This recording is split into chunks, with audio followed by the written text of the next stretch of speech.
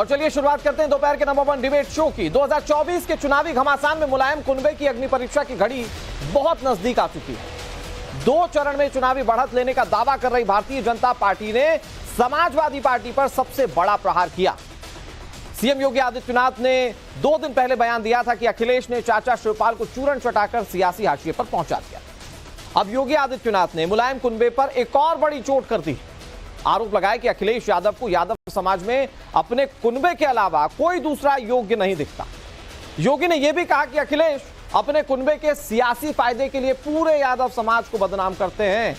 सवाल इस बात को लेकर कि योगी के इस आरोप से अखिलेश यादव के वोट बैंक में क्या बड़ी सेंध लगने वाली है क्या? आज इसी मुद्दे पर बहस करेंगे, लेकिन सबसे पहले आपको दिखाते हैं हमारी खास रिपोर्ट।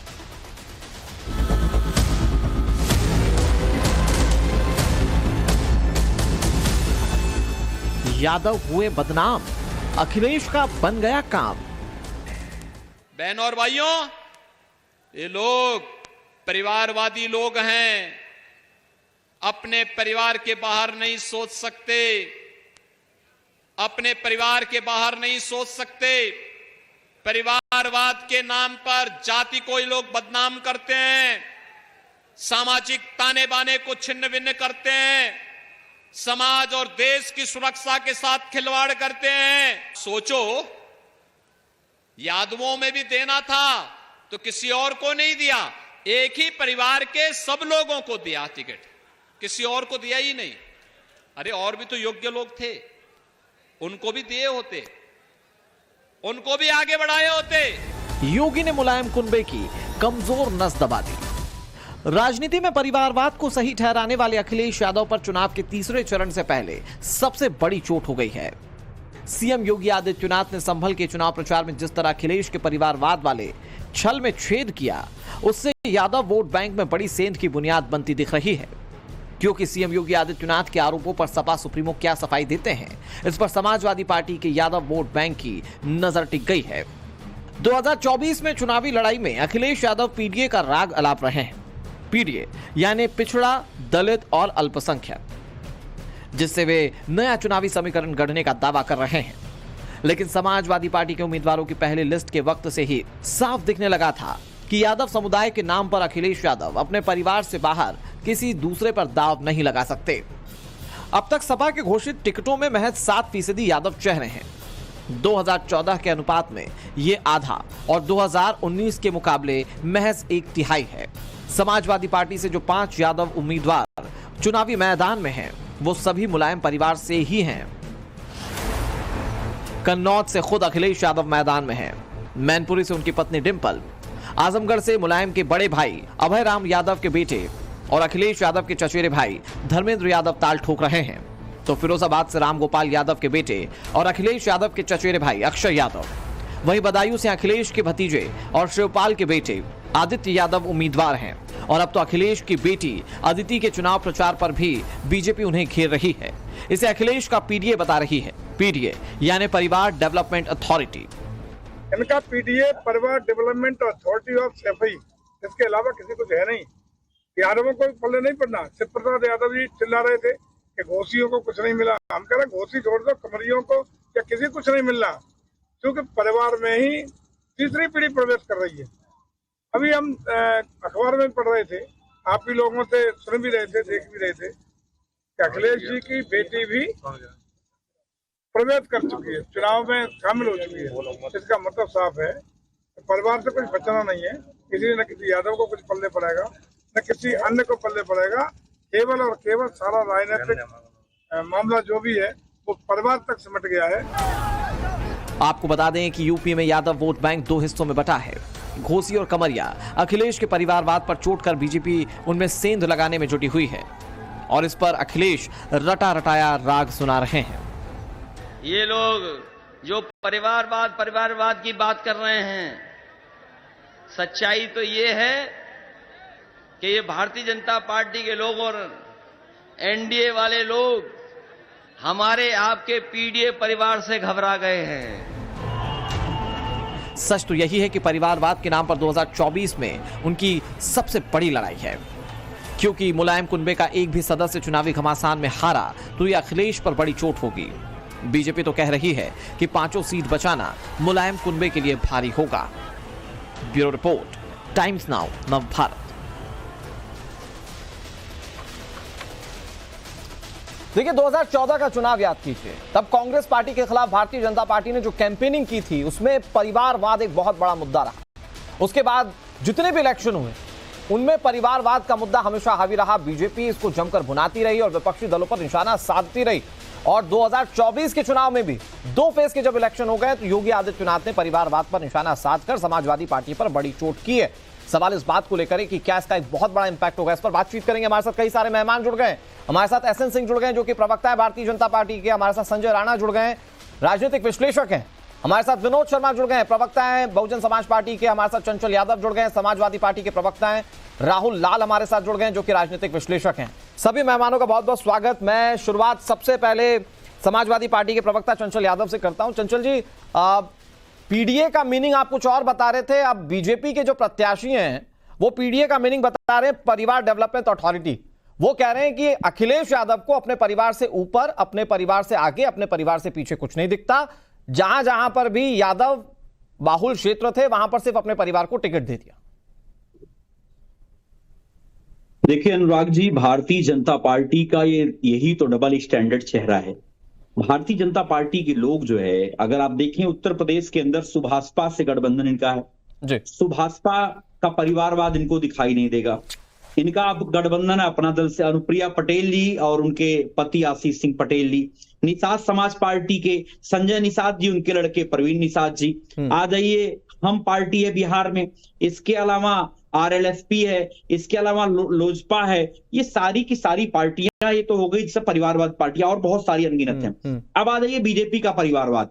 राजनाथ सिंह से लेकर के जिनके भी बच्चे हैं, भारतीय जनता पार्टी में जिन भी नेताओं के पास परिवार है वो सब राजनीति में है। कोई एक परिवार बता जो राजनीति में ना हो। तो ये भारतीय जनता पार्टी के लोग जब ये जान गए हैं कि हमारा 10 साल का कुशासन अब जनता समझ चुकी है। और अच्छा चंचल जी, मैं इस पर फेयर बात करना चाहता हूं। नहीं चंचल जी, आपने इतना बोला, मैं इस पर फेयर बात करना चाहता हूं। बीजेपी दरअसल ये कहती है कि हमारे यहां पर अगर किसी नेता का बेटा नेता बनता है तो वो कैडर में काम करके बनता है। इस पर जवाब एसएन सिंह दे देंगे, मैं इस पर पढ़ना नहीं चाहता। लेकिन मेरा दूसरा सवाल ये है कि जो आरोप आप लोगों पर लग रहे हैं कि अखिलेश यादव अगर यादवों के बारे में सोचेंगे तो सिर्फ अपने कुनबे के बारे में सोचेंगे, आपको मुझे लगता है इस पर जवाब देना चाहिए।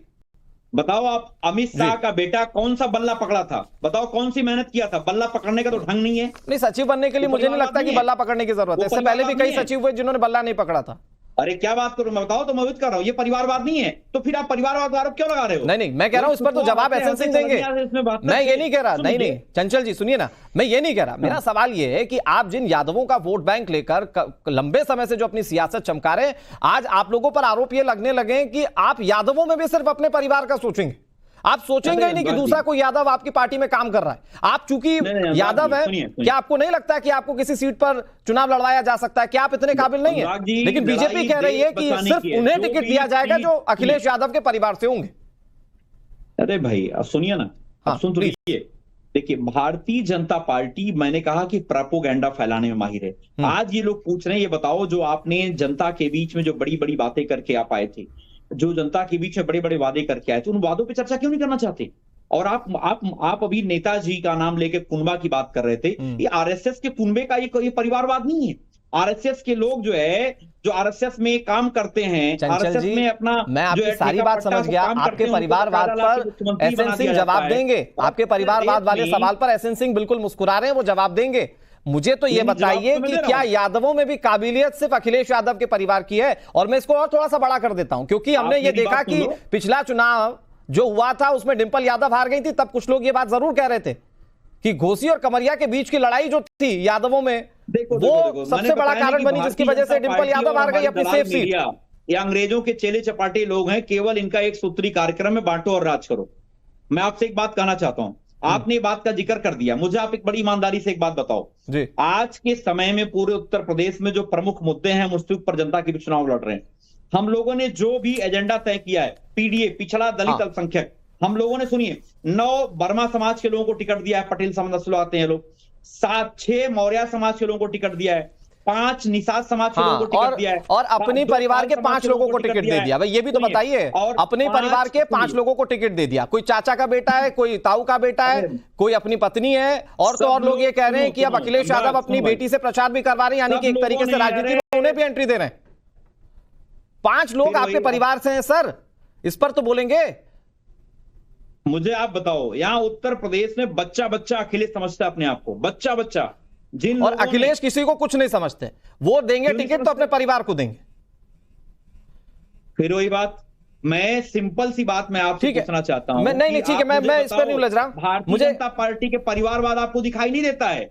आप मुझे बताओ ना, आप मुझे बताओ, कल्याण सिंह, स्वर्गीय कल्याण सिंह के पुत्र राजवीर सिंह, उनके पौत्र मंत्री को कौन सी एसएन सिंह जी आप जवाब दे दीजिए। अगर आप परिवारवाद पर आरोप उठा रहे हैं तो वो कह रहे हैं कि ऐसा नहीं कि आपका दामन बहुत इसमें पूरा व्हाइटिश है, इस पर दाग आप पर भी लगे हुए हैं। एसएन सिंह जी प्लीज जवाब दीजिए। अनुराग जी, निश्चित तौर पे इस समय उत्तर प्रदेश के हमारे यादव समाज के लोग पूछ रहे हैं कि 4 अक्टूबर 1992 को स्थापित जो समाजवादी पार्टी है वो 4 बार सत्ता में रहती है उत्तर प्रदेश में, और हर बार मुख्यमंत्री स्वर्गीय मुलायम सिंह जी रहते हैं, नहीं तो अखिलेश यादव जी रहते हैं। जब सरकार में रहते हैं तो अखिलेश यादव जी, धर्मेंद्र जी, तेज प्रताप जी, आदित्य जी, अक्षय जी, रामगोपाल जी, शिवपाल जी, डिम्पल जी, प्रतीक जी, रतन सिंह यादव जी। मुझे तो ये भी कहना पड़ेगा अनुराग जी कि चुनाव आयोग ने एक फाउंडेशन कर दिया है कि 25 साल से कम उम्र के लड़के चुनाव नहीं लड़ सकते। नहीं तो मुझे लगता है 10, 12, 15 साल के लड़के जो गुल्ली डंडा खेल रहे हैं, इनके परिवार में वो भी चुनाव लड़ सकते हैं। हम तो एक विपक्षी पार्टी है सवाल उठा रहे हैं, आज सवाल यादव परिवार उठा रहा है, यादव लोग उठा रहे हैं जो उत्तर प्रदेश के रहने वाले हैं कि 4 बार सत्ता में रहते हैं,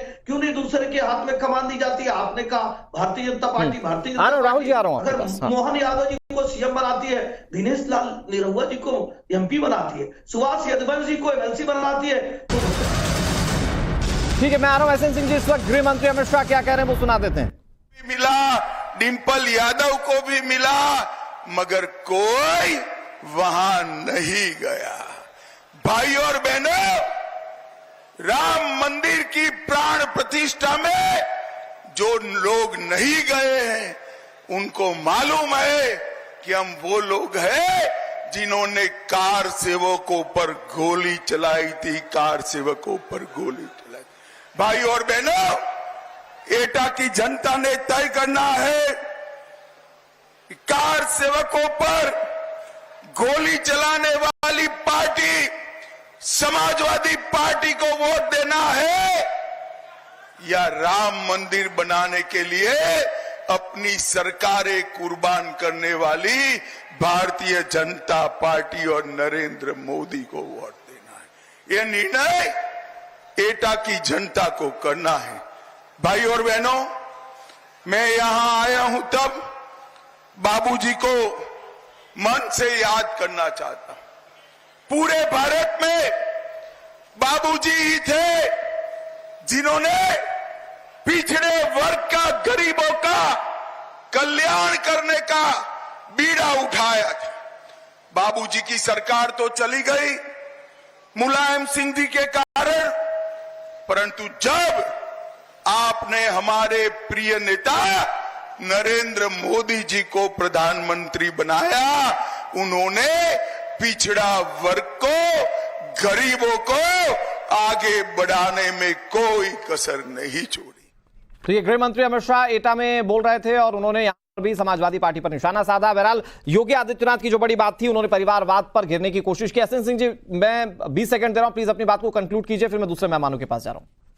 अनुराग जी देखिए, भारतीय जनता पार्टी का शीर्ष नेतृत्व तो आदरणीय मोहन यादव जी को चीफ मिनिस्टर बनाता है, दिनेश लाल निरहुआ जी को एमपी बनाता है, सुभाष जी को एमएलसी बनाता है, भूपेंद्र यादव जी को केंद्रीय मंत्री बनाता है, नित्यानंद राय जी को गृह राज्य मंत्री बनाता है। रही बात परिवार की, परिवार एक इकाई है भाई, संवैधानिक व्यवस्था है, लेकिन जब वाद लग जाता है परिवारवाद हो जाता है। जाति एक संवैधानिक व्यवस्था है, लेकिन जब जातिवाद हो जाता है वो समाजवादी पार्टी करती है। जाति एक व्यवस्था है, जातियों का सम्मान है, परिवार का सम्मान है, लेकिन सिर्फ मेरे परिवार के लिए, मतलब डॉक्टर का ही लड़का डॉक्टर होगा, ठीक है। मैं इस बात पर चंचल यादव जी आपसे बात करूंगा। एसएन सिंह कह रहे हैं सिर्फ मेरे परिवार का ही क्यों, तो चंचल यादव जी मैं इस पर बात करूं। मैं बहुत जल्दी से, बीएसपी के नेता हमारे साथ बैठे हुए हैं, विनोद शर्मा जी। विनोद जी, आप ही के प्रत्याशी जो है मैनपुरी से, वो कह रहे हैं कि आप घोसी छोड़ दीजिए, घोसी समाज को कुछ नहीं मिलने वाला, यादवों में भी जो मिलेगा वो कमरिया समाज को मिलेगा।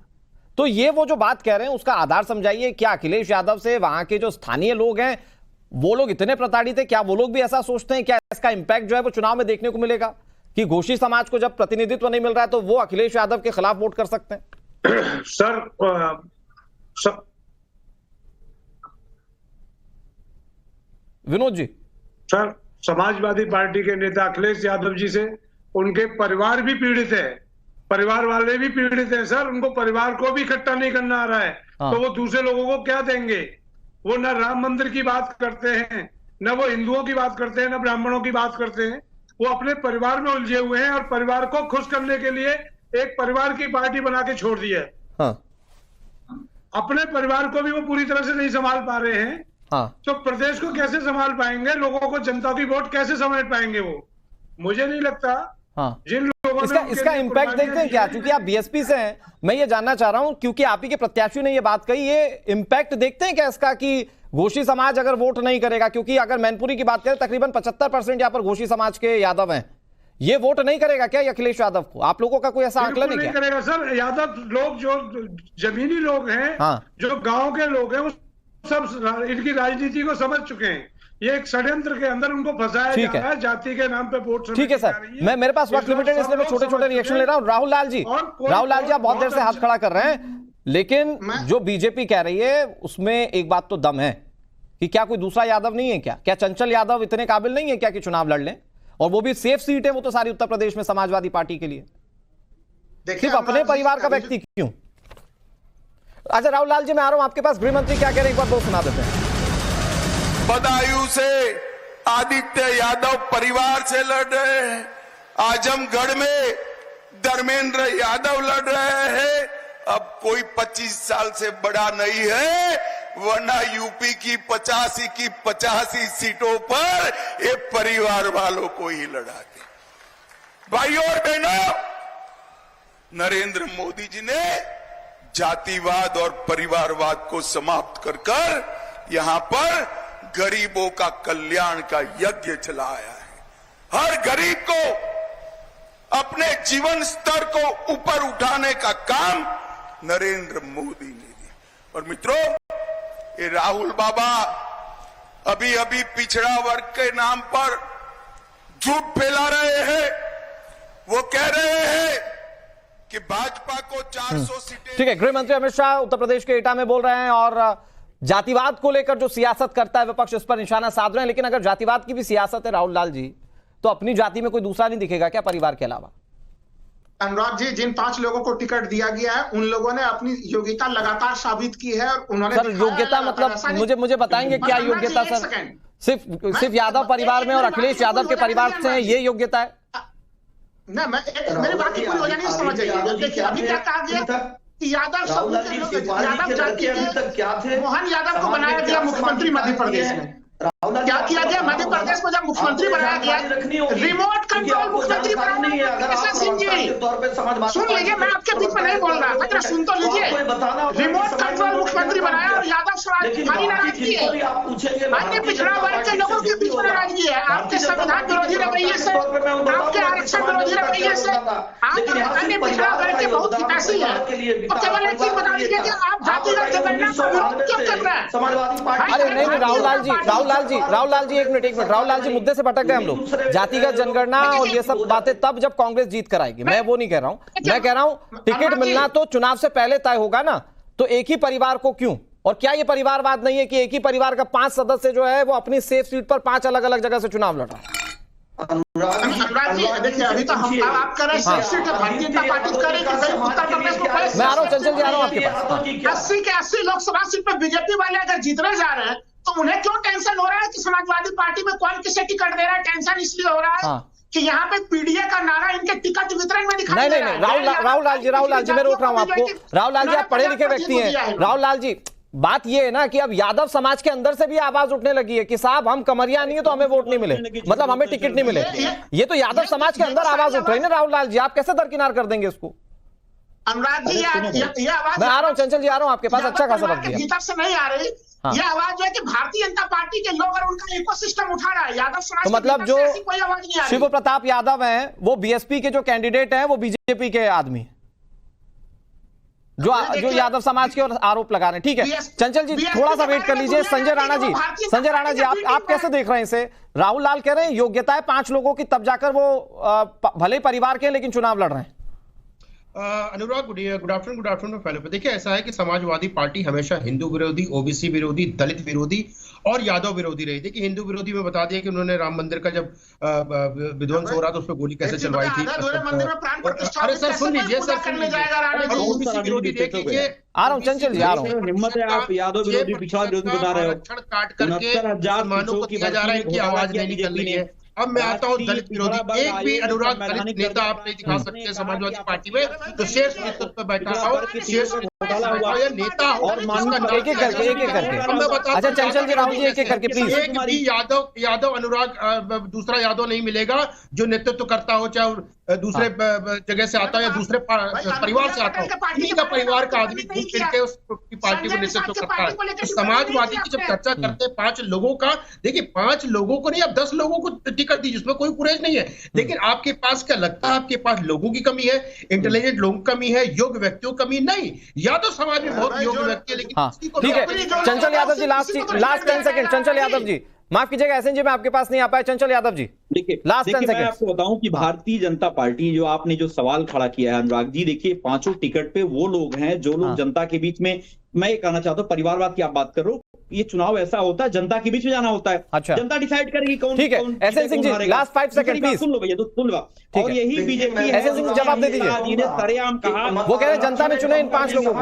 पार्टी के मुखिया अपने नाम को खुद होने पे लगे, कि मझधार में नैया डूबे तो माझी उसे बचाए। ठीक है, कुल मिलाकर जनता सब देख रही है, और जब भी पॉलिटिकल डिबेट होती है तो सब कुछ जनता पर निर्भर करता है। 4 तारीख को पता चल जाएगा ये वाकई में मुद्दा था जिस पर पूरा चुनाव इंपैक्ट हुआ या नहीं हुआ। बहुत शुक्रिया सभी में।